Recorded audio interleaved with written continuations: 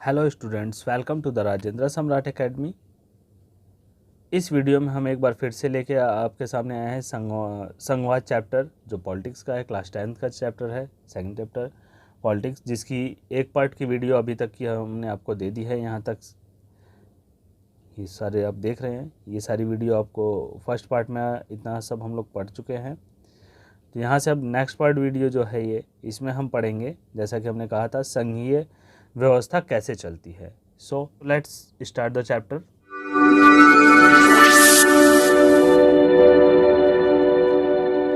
संघीय व्यवस्था कैसे चलती है। संघीय व्यवस्था के कारगर कामकाज के लिए संवैधानिक प्रावधान जरूरी है। कह रहे हैं कि इसके कामकाज के लिए संवैधानिक प्रावधान जरूरी है, पर इतना ही पर्याप्त नहीं है कि कामकाज चलाने के लिए प्रावधान मतलब जरूरी नहीं है। अगर भारत की संघीय शासन व्यवस्था कारगर हुई है तो इसका कारण सिर्फ संवैधानिक प्रावधान भर का होना नहीं है। भारत में संघीय व्यवस्था की सफलता का मुख्य श्रेय यह है कि लोकतांत्रिक राजनीतिक के चरित्र को देना होगा। कह रहे हैं कि भारत के जो संघीय व्यवस्था का सफलता का जो मुख्य श्रेय जाता है वो किस पे जाता है? लोकतांत्रिक राजनीतिक चरित्र पे। तो इसको हम हाईलाइट कर लेते हैं।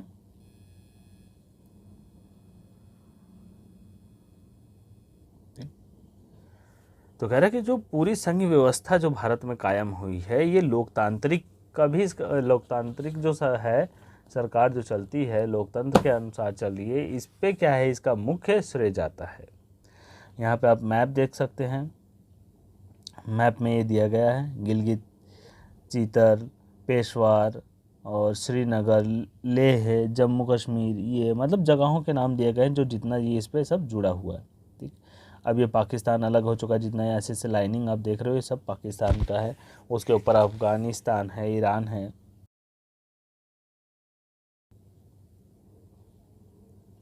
संघवाद की भावना विविधता का आदर है। संघवाद की जो भावना है वो विविधता का आदर है। जैसे कि अगर संघवाद है तो मतलब यहाँ भिन्नताएं थी, इसीलिए क्या है संघवाद आया यहाँ पे।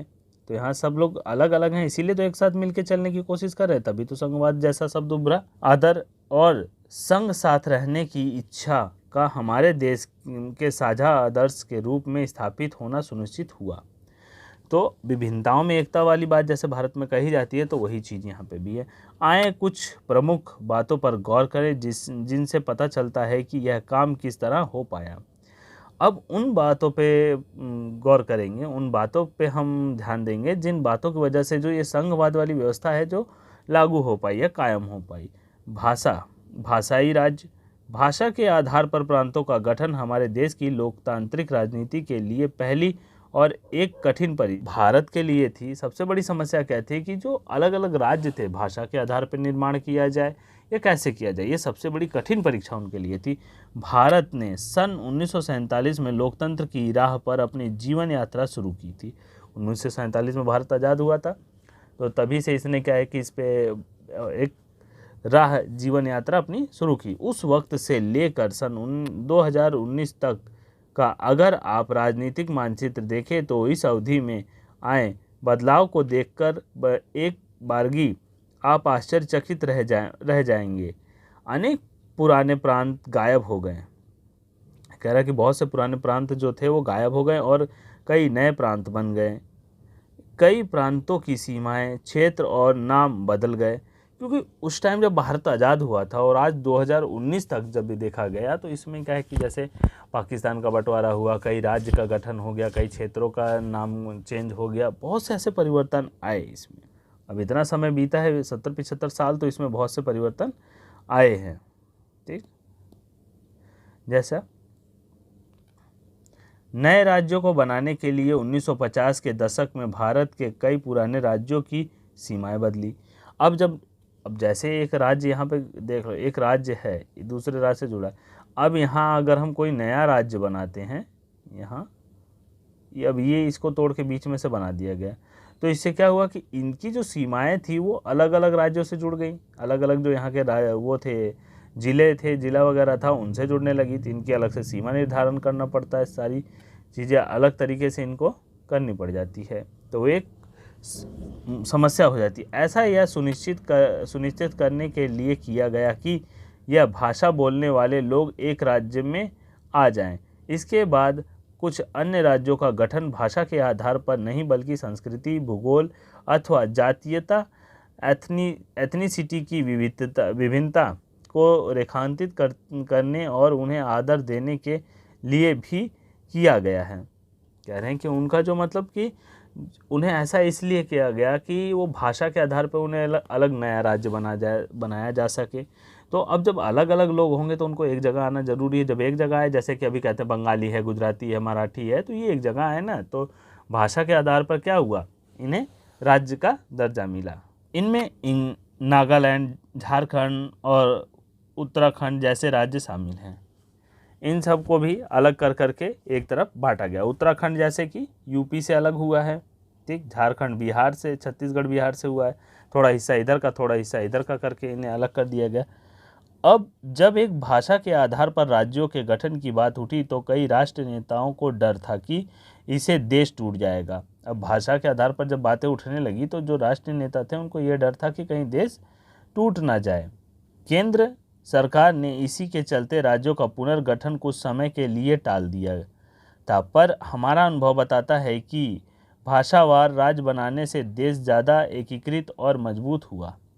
उस समय तो इन्होंने टाल दिया, लेकिन बाद में इन्हें समझ में आया कि भाषा के आधार पर बनाएंगे तो मतलब इनका संगठन बहुत मजबूत होगा, ठीक, और एकीकृत रहेगा, एक साथ मतलब मिले रहेंगे। प्रशासन भी पहले की अपेक्षा कहीं ज़्यादा सुविधाजनक हो जाएगा। कह रहे हैं कि इससे प्रशासन भी क्या है, वो पहले इसकी अपेक्षा बहुत ज़्यादा आसान हो जाएगा। कोई राज्य करना, शासन चलाना, ये सब भी चीज़ आसानी से चला पाएंगे। तो ये मैप है, राजनीतिक मैप अगर देखें तो ये बहुत पुराना मैप है, 1947 का, जब भारत आज़ाद हुआ था। अगली हेडिंग है भाषा नीति। अब देखते हैं भाषा नीति क्या है। अब जो भाषा वाली बात आ गई थी कि भाषा के आधार पर उन्हें अलग किया गया, अलग राज्यों में बांटा गया। अब भाषा नीति है क्या, किस प्रकार भाषा नीति बनाई गई और कैसे उसका संचालन हुआ। भारत के संघीय ढांचे की दूसरी परीक्षा भाषा नीति को लेकर हुई। हमारे संविधान में किसी एक भाषा को राष्ट्रभाषा का दर्जा नहीं दिया गया। सबसे बड़ी चीज़ है कि किसी एक भाषा को राष्ट्र की भाषा दी नहीं गई, नहीं तो उसी के अकॉर्डिंग क्या करते कि वो राष्ट्रभाषा पे ही सारे राज्यों पे कब्जा कराना शुरू करते। हिंदी को राजभाषा माना गया है, पर हिंदी सिर्फ 40% लगभग भारतीयों की मातृभाषा है। कह रहे हैं कि इसमें जो हिंदी को मातृभाषा मान लें तो, लेकिन जो इसमें सिर्फ 40% है, 40% है इन्हीं लोगों की है, बाकी के 60% तो अलग है ना। इसीलिए अन्य भाषाओं के संरक्षण के अनेक दूसरे उपाय किए गए। संविधान में हिंदी के अलावा अन्य 21 भाषाओं को अनुसूचित भाषा का दर्जा दिया गया है। संविधान में 21 भाषाओं के अलावा हिंदी के अलावा 21 भाषाओं को अनुसूचित दर्जा मिला है। केंद्र सरकार के किसी पद पर उम्मीदवार इनमें से किसी भी भाषा में परीक्षा दे सकता है, बशर्ते उम्मीदवार इसका विकल्प के रूप में चुने। कह रहे हैं कि इसे ऑप्शनल के रूप में चुने तो वो किसी भी उसमें भाषा में एग्ज़ाम दे सकता है। राज्यों की भी अपनी भाषाएं हैं। राज्यों का अपना अधिकांश काम अपनी राजभाषा में ही होता है। अब जैसे पंजाबी हैं तो जहाँ देखोगे पंजाबी बोलने लगेंगे, बंगाली है बंगाली, खासकर मद्रासी तो अक्सर मद्रासी बोलते हैं, यूपी बिहार वाले भी वो भी अपनी भाषा बोलने लगते हैं। तो मतलब जैसे लोग होते हैं वो तुरंत अपनी भाषा में बोलना शुरू कर देते हैं। कामकाज उनका ज़्यादातर अपनी भाषा में चलता है। श्रीलंका के ठीक उलट हमारे देश के नेताओं ने हिंदी के उपयोग को बढ़ावा देने के मामले में बहुत सावधानी भरा व्यवहार किया है। हिंदी को बढ़ावा देने में क्या बहुत सावधानी बरतनी पड़ी। संविधान के अनुसार सरकारी कामकाजों की भाषा के तौर पर अंग्रेजी का प्रयोग 1965 में बंद हो जाना चाहिए था, पर अनेक गैर हिंदी भाषाई प्रदेशों ने मांग की कि अंग्रेजी का प्रयोग जारी रखा जाए। कह रहे कि पहले ही बंद हो जाती, लेकिन ये क्या है कि बहुत से जो राज्यों ने जो पढ़े लिखे लोग थे उन्होंने कहा इंग्लिश के डिमांड नहीं बंद होनी चाहिए, अंग्रेजी चलनी चाहिए। तमिलनाडु में तो इस मांग ने उग्र रूप भी ले लिया था। केंद्र सरकार ने हिंदी के साथ साथ अंग्रेजी को राजकीय कामों में प्रयोग की अनुमति देकर इस विवाद को सुलझाया। अनेक लोगों ने माना था कि इस समाधान से अंग्रेजी भाषी और अभिजान को लाभ पहुंचेगा। अब ये जानते थे कि अंग्रेजी जो भाषा है इससे क्या है, बहुत से लोगों को लाभ पहुंचेगा। अब इसकी परमिशन तो इन्हें मिल गई थी कामकाजों के लिए, तो इन्होंने यूज़ कर ली। राजभाषा के रूप में हिंदी को बढ़ावा देने के लिए भारत सरकार की नीति बनी हुई है, पर बढ़ावा देने का मतलब यह नहीं है कि केंद्र सरकार उन राज्यों पर भी हिंदी को थोप सकती है जहां लोग कोई और भाषा बोलते हैं। भारतीय राजनेताओं ने इस मामले में जो लचीला रुख अपनाया है उसी से हम श्रीलंका जैसी स्थिति में पहुंचने से बच सकते हैं। कह रहा है कि जैसा इन्होंने भारतीय राजनेताओं ने अपनाया, इसी की वजह से समझो कि इसके हालात में ऐसे पहुंचने से हम बच गए हैं। अब इतना तो आप लोग भी जानते हो कि जो भारत सरकार है आजकल ज़्यादातर हिंदी पे क्या है कि बढ़ावा दिया जा रहा है, हिंदी को बढ़ावा दिया जा रहा है, पर ऐसा थोड़ी ना हो सकता है। जैसे अगर आप ये देखते हैं, एक एग्जाम्पल ले लें कि ये जैसे अपना देश है, ठीक है ना। अब इसके कई हिस्से हैं क्योंकि ये संघ प्रदेश है। अब इतने में अब किसी एक हिस्से में आप हिंदी बोलते हो, यहाँ बोलते हो, बाकी ये सारे थोड़ी ना हिंदी को राष्ट्रभाषा मानेंगे। क्यों? क्योंकि ये कुछ और ही भाषा बोल रहे हैं, हिंदी तो बोल नहीं रहा। अगर पूरा मतलब सभी राज्य के लोग हिंदी बोलते तो राष्ट्रभाषा हो जाती। ठीक, भारतीय राजनेताओं ने इस मामले में जो लचीला रुख अपनाया उसी से हम श्रीलंका जैसी स्थिति में पहुंचने से बचे हैं। अगर नहीं तो वहाँ तमिल वाली कहानी है ना, वहाँ पे वहाँ देख रहे हो कि तमिल और सिंगली के बीच में आपस में लड़ाई होती रहती है। ठीक, कभी वो हबी ऐसे होता रहता है। लेकिन भारत में क्या है, इतनी सारी भाषाएं विविधता होने के बाद भी सब मिलके रहते हैं। अब अगली हेडिंग आती है केंद्र राज्य संबंध। केंद्र और राज्य सरकार में क्या संबंध है? केंद्र राज्य संबंधों में लगातार आए बदलाव का यह उदाहरण बताता है कि व्यवहार में संघवाद किस तरह मजबूत हुआ है। अब इन दोनों में जो मतलब संबंधों में जो बदलाव आया है, ये संघवाद को मजबूती की तरफ इशारा करता है। सत्ता की साझेदारी की संवैधानिक व्यवस्था वास्तविकता में कैसा रूप लेगी, यह ज़्यादातर इस बात पर निर्भर करता है कि शासन दल और नेता किस तरह इस व्यवस्था का अनुसरण करते हैं। अब ये डिपेंड उन पर करता है ना, जो शासक दल हैं, जैसे कि केंद्र में जो पार्टी है और जो राज्य में पार्टी, ये आपस में कैसे तालमेल मिलाते हैं, कैसे एक दूसरे पर निर्भर होते हैं, कैसे एक दूसरे के साथ भरोसा करके चलते हैं। काफ़ी समय तक हमारे यहाँ एक ही पार्टी का केंद्र और अधिकांश राज्यों में शासन रहा है। जैसा कि कहा जाता है कि कांग्रेस शुरू से रही है, उस टाइम में ज़्यादा कोई पार्टी नहीं थी, तो शुरू से कांग्रेस ही उभरी और कांग्रेस ही आगे बढ़ती चली गई, जिसके वजह से क्या था कि केंद्र में भी कांग्रेस थी और कई राज्यों में भी कांग्रेस की ही सरकार थी। इसका व्यवहारिक मतलब यह हुआ कि राज्य सरकारों ने स्वायत्तता संघीय इकाई के रूप में अपने अधिकारों का प्रयोग नहीं किया। जब केंद्र और राज्य में अलग अलग दलों की सरकारें रहीं तो केंद्र सरकार ने राज्यों के अधिकारों की अनदेखी करने की कोशिश की। उन दिनों केंद्र सरकार अक्सर संवैधानिक प्रावधानों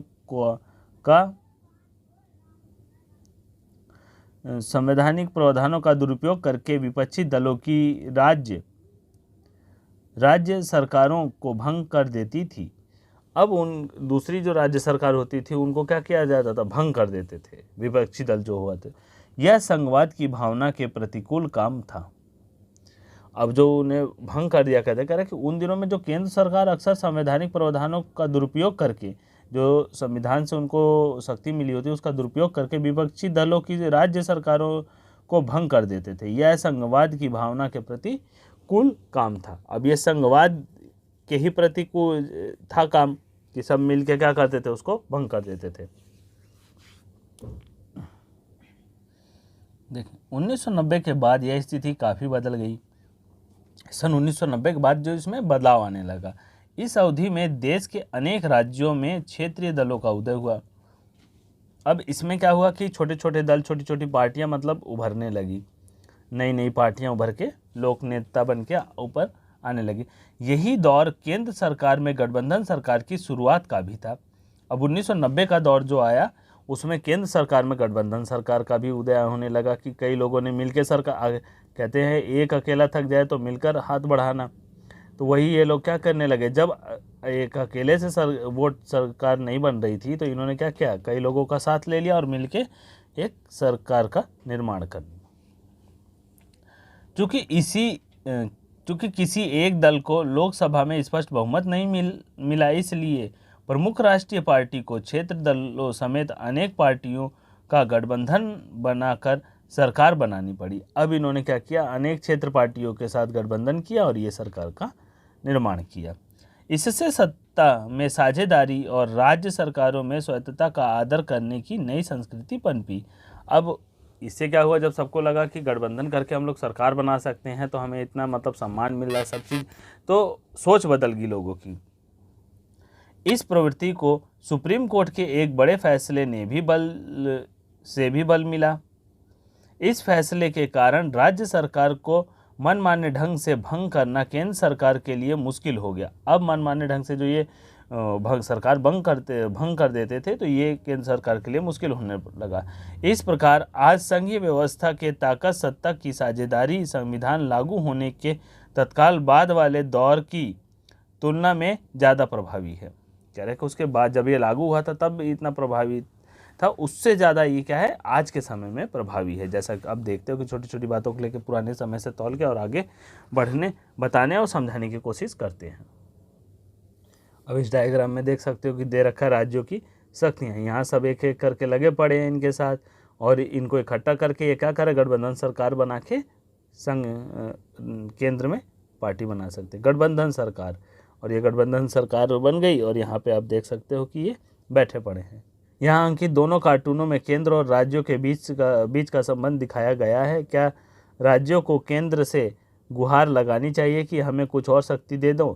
किसी गठबंधन सरकार का नेता सरकार में शामिल बाकी दलों को कैसे संतुष्ट रखे? कह रहा है कि जो नेता शामिल हैं वो किसी दल को कैसे संतुष्ट रख सकते हैं, तो यहाँ पे ये दिखाया गया। यहाँ देख रहे हो कि अलग अलग पार्टी, कई पार्टियां मिलके सबके साथ गठबंधन सरकार ये बनी पड़ी है।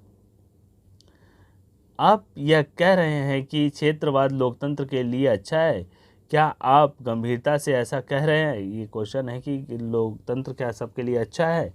अगली हेडिंग है भारत की भाषाई विविधता। भारत में जो भाषा के आधार पर विविधता है तो उसके बारे में दिया। भारत में कितनी भाषाएं हैं? इसका जवाब इस बात पर निर्भर करता है कि आप भाषाओं की गिनती किस तरह करते हैं। कह रहे कि भाषा की गिनती आप किस तरह करते हैं, ये उस पर डिपेंड करता है कि भारत में कितनी भाषाएं हैं। इस बारे में अधिकृत नवीनतम सूचना 2011 की जनगणना के आंकड़ों से हासिल होती है। इस जनगणना में लोगों ने 1300 से ज़्यादा अलग अलग भाषाओं को अपनी मातृभाषा के रूप में दर्ज कराया। अब यहाँ देख सकते हो कि अलग अलग लोगों ने जो कि अलग अलग भाषाओं को टोटल मिला के 1300 भाषाएँ थी 2011 में 1300 भाषाओं को रजिस्टर कराया जो उनकी मातृभाषा थी। लेकिन ऐसा नहीं है, इन भाषाओं को कुछ प्रमुख भाषाओं के साथ समूहबद्ध कर दिया जाता है, जैसे भोजपुरी, मगही, बुंदेलखंडी, छत्तीसगढ़ी, राजस्थानी और ऐसी ही दूसरी भाषाओं को हिंदी के अंदर जोड़ लिया जाता है। ऐसी समूहबद्धता के कारण के बाद जनगणना के प्रमुख 121 भाषाएं पाई जाती है। कह रहे कि जो 2011 में जनगणना हुई इसके इन सब के अलावा 121 भाषाएं हैं जो प्रमुख भाषाओं में हैं। इनमें से 22 भाषाओं को भारतीय संविधान की 8वीं अनुसूची में रखा गया है। ये इम्पॉर्टेंट है, इसको याद रख लेना कि 22 भाषा हैं जो कि इसकी संविधान की 8वीं अनुसूची में रखा गया है और इस कारण इन्हें अनुसूचित भाषा कहा जाता है। बाकी को गैर अनुसूचित भाषा कहते हैं। भाषा के हिसाब में भारत दुनिया का संभवतः सबसे ज़्यादा विविधता वाला देश है। अब ऑब्वियसली अगर आप देख सकते हो तो भारत क्या है कि दुनिया का सबसे, भारत की अनुसूचित भाषाएं। अब ये भारत की अनुसूचित भाषाएं हैं। देखिए यहाँ पे ये भाषा दी गई हैं एक तरफ से जो सारी भाषाएं बोली जाती हैं और ये बोलने वालों का अनुपात दिया गया है, जो भाषा बोलते हैं ये उनका रेशियो दिया गया है पूरा यहाँ तक। ठीक है, तो हम चलते हैं आगे, ये आप पढ़ लेना। आगे चलते हैं नेक्स्ट पेज पे। यहाँ क्या दिया गया देखते हैं। प्रसिद्ध इतिहासकार रामचंद्र गुहा के आलेखों में उद्धृत निम्नलिखित उदाहरणों को पढ़ें। यह आलेख टाइम्स ऑफ इंडिया में 1 नवंबर सन 2006 को छापा गया था। तो टाइम्स ऑफ इंडिया में देखिए क्या क्या छपा था, इसके बारे में पढ़ते हैं थोड़ा सा। राज्य पुनर्गठन आयोग की रिपोर्ट को आज से ठीक 50 साल पहले 1 नवंबर 1956 को लागू किया गया था। अपने दौर में और अपने तरीके से इसने राष्ट्र की राजनीतिक और संस्थागत जीवन को एकदम बदल दिया। गांधी जी और अन्य नेताओं ने अपने अनुयायियों से वादा किया था कि जब मुल्क आज़ाद होगा तो इस नए देश में प्रांत बनने और भाषा के आधार पर प्रांतों का पुनर्गठन किया जाएगा। अब उन्हें क्या एक उम्मीद दे दी कि देश आज़ाद होगा तो हम भाषा के आधार पर राज्यों का गठन करेंगे। तो पर जब 1947 को मुल्क आज़ाद हुआ तो इसका बंटवारा भी हो गया। फिर भाषा के आधार पर ही इन्होंने पहले कहा था, तो इसीलिए भाषा के आधार पर इसका बंटवारा हुआ था। विभाजन धार्मिक आस्था से पुरातन जुड़ाव का परिणाम था। पुरातनी आस्थाओं की एक ऐसी ही चीज़ भाषा इसके आधार पर अब तक कितने विभाजन हो गए। नेहरू, पटेल और राजा जी के मन यह सवाल कौंधा रहा था। कह रहे कि जो विभाजन जो था धार्मिक आस्था से पुरातन जुड़ाव का परिणाम है। पुरातनी आस्था की एक ऐसी ही चीज़ भाषा जिसके आधार पर कितने विभाजन हो गए। नेहरू, पटेल और राजा जी के मन में यह सवाल कौंध रहा था कि एक भाषा के आधार पर कितने बंटवारे हो गए। बहरहाल भारत की एकता को कमज़ोर करने की जगह भाषा के आधार पर गठित राज्यों ने इसकी एकता को मजबूत करने में मदद की। एक व्यक्ति कन्नड़ और भारतीय और बंगाली और भारतीय अथवा तमिल और भारतीय या गुजराती और भारतीय जैसे दो पहचानों के साथ आसानी से जीता है। कह रहे कि इनके पास दोहरी पहचान होती है, एक तरह से दोहरी नागरिकता कह सकते हैं। ये विवाद सुखद तो नहीं लेकिन उतने बुरे भी नहीं कहे जा सकते। कह रहे कि जो ये देख रहे थे ये इतना सुखद भी नहीं था लेकिन बुरा भी नहीं कहा जा सकता। भाषावार राज्यों के गठन ने भारत को एक भयावह स्थिति से बचा लिया। अगर तेलुगु, मराठी वगैरह बोलने वालों की भाषा का ख्याल ना रखा जाए तो यहाँ की स्थिति कुछ इस प्रकार की होती। एक भाषा 14-15 राष्ट्र थे, तब वही एक ही भाषा होती और बाकी जितने भी राष्ट्र हैं सब उसको मानते। अपने राज्य या अन्य किसी ऐसे राज्य का उदाहरण लें जो भाषावार पुनर्गठन से प्रभावित हुआ है। यहाँ जो तर्क दिया गया है उसके पक्ष या विपक्ष में उदाहरण के साथ टिप्पणी लिखें। जरा कि यहाँ जो प्रश्न दिया गया है उसके साथ टिप्पणी लिखें उदाहरण के साथ। तो चलते हम नेक्स्ट पेज पे। नेक्स्ट हेडिंग है हमारी भारत में विकेंद्रीकरण। हमने अभी पढ़ा कि संघीय सरकारें 2 या 2 अधिक स्तरों वाली होती हैं। हमने अपने देश में 2 स्तर वाली सरकार की चर्चा की है। अब 2 स्तर वाली सरकार, एक केंद्र सरकार, एक राज्य सरकार, ये 2 स्तर की सरकार होगी। पर भारत जैसे विशाल देश में सिर्फ 2 स्तर की शासन व्यवस्था से ही बढ़िया शासन नहीं चल सकता। कह रहा कि 2 स्तर की सरकार होने से भी भारत जैसे देश में क्या है, शासन नहीं चल सकता। अच्छा, भारत के प्रांत यूरोप के स्वतंत्र देशों में भी बड़े हैं। भारत के प्रांत जो है कि यूरोप जैसे देशों से भी बहुत बड़े बड़े राज्य हैं। जनसंख्या के हिसाब से उत्तर प्रदेश रूस से बड़ा है। जनसंख्या के हिसाब से जो उत्तर प्रदेश क्या है, रूस से बड़ा है। महाराष्ट्र लगभग जर्मनी के बराबर है। जो उत्तर प्रदेश रूस से बड़ा है, अगर जनसंख्या के हिसाब से देखा जाए तो रूस से क्या है, उत्तर प्रदेश बड़ा है और महाराष्ट्र लगभग जर्मनी के बराबर है। जो महाराष्ट्र लगभग जर्मनी के बड़ा, मतलब उसका आकार जर्मनी से बड़ा है। भारत के अनेक राज्य खुद भी अंदरूनी तौर पर विविधताओं से भरे हुए हैं। भारत के अगर कई राज्य देखा जाए तो उनमें खुद क्या है, विविधताएं हैं, भाषा है, कल्चर है, उनका रहन सहन, उनकी मतलब उनकी संस्कृतियां अलग अलग हैं। इस प्रकार राज्यों में भी सत्ता को बांटने की ज़रूरत है। कह रहे कि राज्यों में भी सत्ता को बांटने की ज़रूरत है अगर इस प्रकार देखा जाए, पर भारत में संघीय सत्ता की साझेदारी 3 स्तरों पर करने की ज़रूरत है, जिसमें तीसरा स्तर स्थानीय सरकारों का हो और यह प्रांतीय सरकारों की सरकार के नीचे हों। अब कह रहा है कि जो इसमें राज्य है जो कि 3 स्तर की होनी चाहिए, केंद्र, प्रांत, राज्य सरकार, और उसके बाद भी लोकल, मतलब उनके लोकल जो तीसरा स्तर होता है, जैसे नगर पंचायत वाला होता है, उसके स्तर पर काम होना चाहिए, जिसमें तीसरे स्तर स्थानीय सरकारों का हो और तीसरा स्तर स्थानीय सरकारों का हो जाए और यह प्रांतीय स्तर की सरकार के नीचे हो। जैसे कि अब ये तो आपकी स्टेट गवर्नमेंट हो गई, जो उससे फिर भी ये पंचायतें, छोटी छोटी अलग अलग जगहों की पंचायतें इससे जुड़ जाएंगी। भारत में सत्ता के विकेंद्रीकरण के पीछे यही तर्क दिया गया है। इसके फलस्वरूप 3 स्तरों की सरकार का संघीय ढांचा सामने आया, जिसमें तीसरे स्तर को स्थानीय शासन कहा गया। जो तीसरा स्तर होता है, लोकल सरकारें होती हैं, उनको स्थानीय ढांचा के तौर पे भी कहा जाता है। ठीक है, तो इन्हें जो स्थान तीसरे स्तर का दिया गया, स्थानीय शासन को तीसरा स्तर कहा जाता है सरकार का। जब केंद्र और राज्य सरकार से शक्तियां लेकर स्थानीय सरकारों को दी जाती है तो इसे सत्ता का विकेंद्रीकरण कहते हैं। इसको हाईलाइट कर लेते हैं।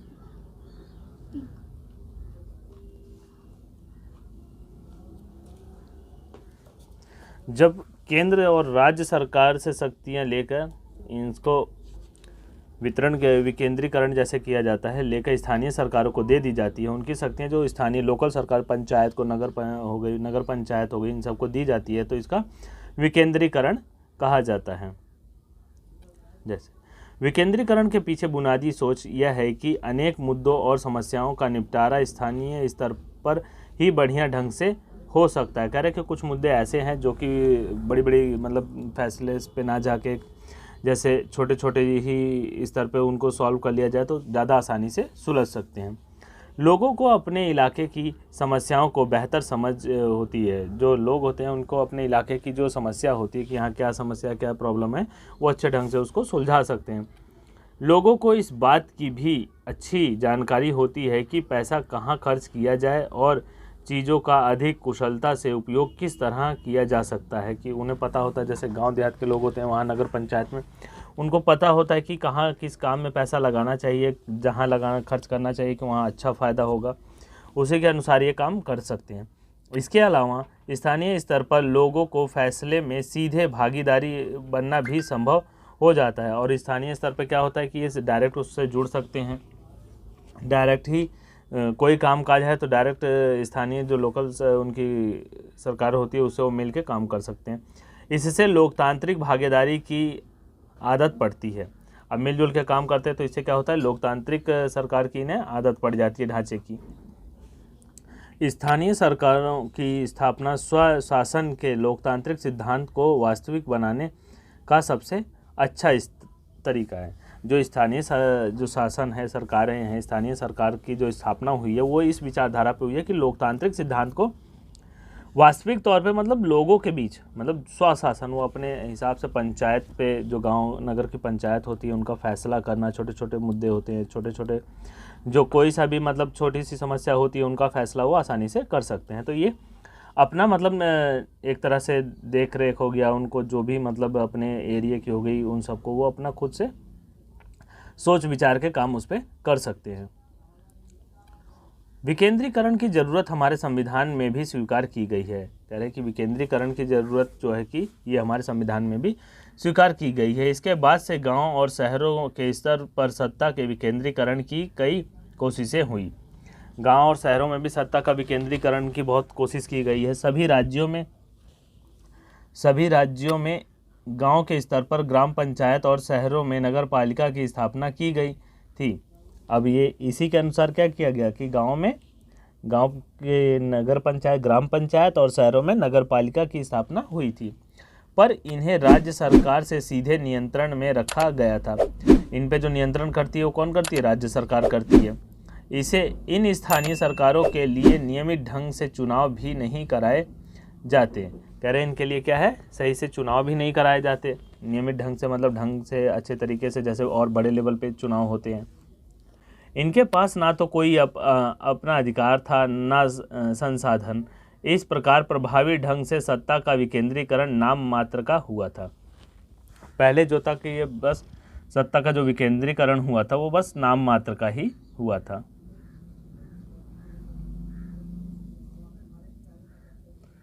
कहने के लिए उन्हें और सारी सुविधाएं, जैसे कि अभी आपको विधायक वगैरह होते हैं, इनको सुविधाएं दी जाती है, मुख्यमंत्री होते हैं, प्रधानमंत्री होते हैं, सबको सुविधाएं, इनको मतलब उतनी सुविधाएं नहीं थी, बस ये नॉर्मल नाम मात्र के ही थे।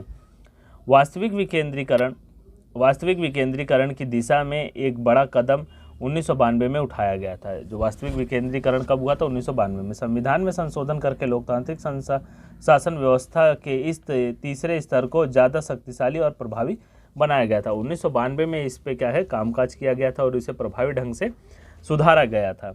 जैसे कि इसको हाईलाइट कर लेते हैं।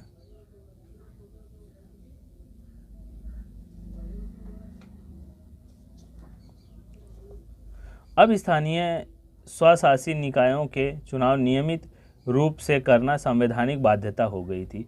अब इसे नियमित रूप से करना हर 5 साल पे क्या हो गई, संवैधानिक बाध्यता हो गई थी। निर्वाचित स्वशासी निकायों के सदस्य तथा पदाधिकारियों के पदों में अनुसूचित जातियां, अनुसूचित जनजातियां और पिछड़ी जातियों के लिए सीटें आरक्षित थी।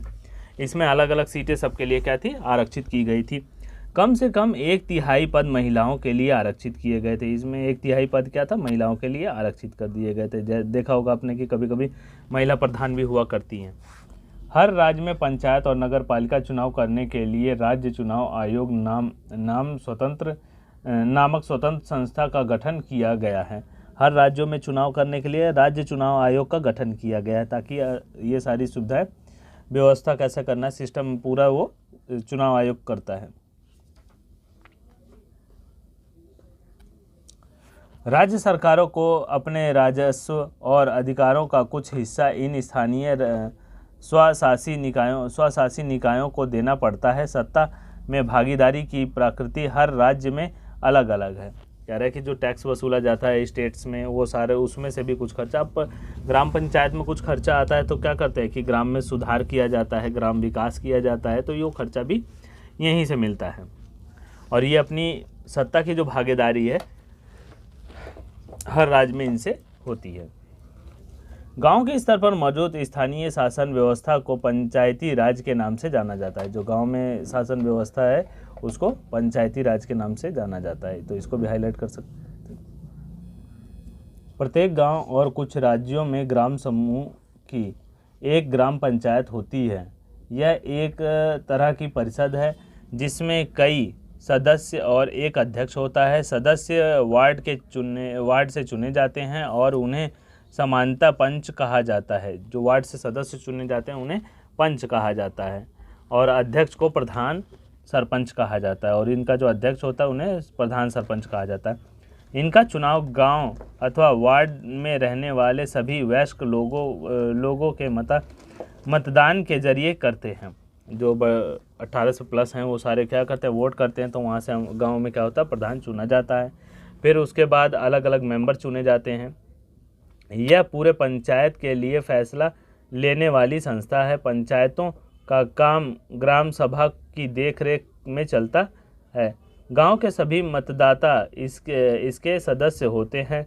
इसे ग्राम पंचायत का बजट पास करने और इसके कामकाज की समीक्षा के लिए साल में कम से कम 2 या 3 बार बैठक करनी होती है कि गांव का कामकाज सही से चल रहा है कि नहीं चल रहा है, गांव में क्या हालात है, क्या ज़रूरी है, क्या बदलाव करना है। इसके लिए क्या है, साल में 2-3 बार बैठक करनी और ज़रूरी होती है।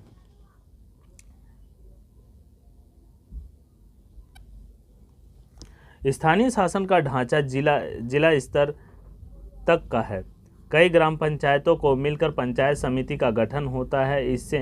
इससे मंडल या प्रखंड स्तरीय पंचायत भी कहा जाता है। जैसे प्रधान होता है तो उसके बाद महाप्रधान होता है। कई गांव मिलके क्या करते हैं, एक महाप्रधान को सेलेक्ट करते हैं जो सारा व्यवस्था वहाँ पे ब्लॉक पे देखता है। ब्लॉक प्रमुख भी होता है उसमें।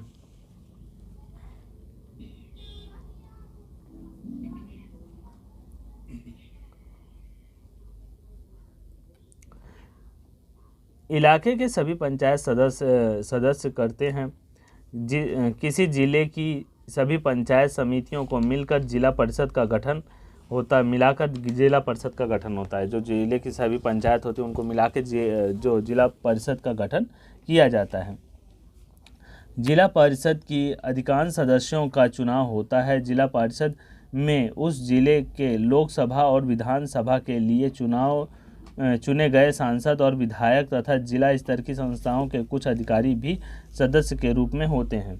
अब जिला पार्षद जो होते हैं उसमें क्या होता है, सांसद, विधायक और कुछ जिले लेवल के जो अधिकारी होते हैं वो भी इसमें मिलते हैं, जुड़े होते हैं। जिला परिषद का प्रमुख इस परिषद का राजनीतिक प्रधान होता है। जिला परिषद जो होता है वो इस जो परिषद का होता है वो क्या होता है, प्रधान होता है, राजनीतिक प्रधान होता है। इस प्रकार की स्थानीय शासन वाली संस्थाएं शहरों में भी काम करती हैं। शहरों में नगर पालिका होती है। बड़े शहरों में नगर निगम का गठन होता है। नगर पालिका और नगर निगम दोनों का कामकाज निर्वाचित प्रतिनिधि करते हैं। नगर पालिका प्रमुख नगर पालिका के राजनीतिक प्रधान होते हैं। नगर निगम के ऐसे पदाधिकारी को मेयर कहते हैं। जो नगर निगम का अधिकारी होता है उसको मेयर कहा जाता है। स्थानीय सरकारों की यह नई व्यवस्था दुनिया में लोकतंत्र का अब तक का सबसे अलग तरीका है। अब जैसे जो नगर पालिका में होता है, जो हेड होता है, जो यहाँ का प्रधान होता है, उसको क्या मेयर कहा जाता है। कई बार आपने सुना होगा, देखा भी होगा कि मेयर के बारे में कहते हैं सबकी इस शहर का मेयर है या इस एरिया का है।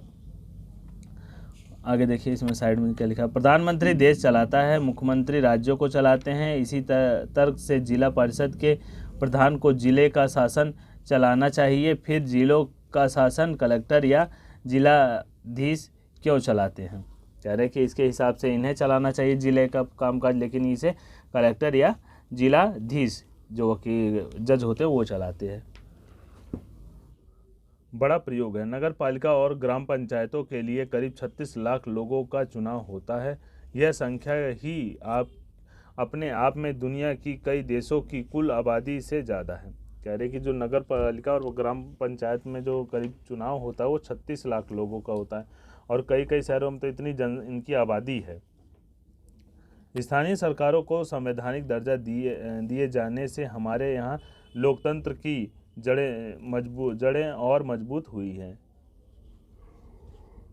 कह रहे हैं कि जो नगर पालिका और नगर पंचायत का जब से गठन हुआ है, इनको शासन विकेंद्रीकरण किया गया इनके जरिए, तब से क्या हुआ, लोकतंत्र बहुत ज़्यादा मजबूत हुआ है। इसने महिलाओं को प्रतिनिधित्व बढ़ाने के साथ ही हमारे लोकतंत्र में उनकी आवाज़ को मजबूत किया है।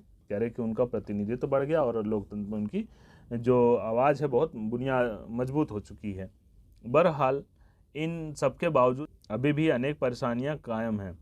पंचायतों में चुनाव तो नियमित रूप से होते हैं और लोग बड़े उत्साह से इनमें हिस्सा लेते हैं, लेकिन ग्राम सभाओं की बैठक नियमित रूप से नहीं होती। अधिकांश राज्य सरकारों ने स्थानीय सरकारों को पर्याप्त अधिकार नहीं दिया है। कह रहे कि हर लेवल पे तो बैठक होती है, मीटिंग होती है, लेकिन पंचायत में नहीं होती। कभी कभार कोई लड़ाई झगड़ा होता है या कोई मुद्दा फंस जाता है, तभी जाके क्या होता है कि इसमें बात होती है, बैठक होती है, नहीं तो इसमें जल्दी बैठक नहीं होती, नहीं कोई सुनवाई की जाती है। इस प्रकार हम स्वशासन की आदर्श स्थिति से काफ़ी दूर हैं। अब स्वशासन जो है कि वो आदर्श शासन ना बन के ऐसे ही खाली नाम मात्र का शासन है। इसी के साथ चैप्टर समाप्त होता है। मिलते हैं नेक्स्ट चैप्टर में। वीडियो को लाइक और शेयर करना ना भूलें। क्वेश्चन आंसर के लिए हमारा दूसरा चैनल है आंसर गुरुजी, उसको सब्सक्राइब कर लें और आपको चैप्टर वाइज आंसर मिलता है। Okay, thank you students.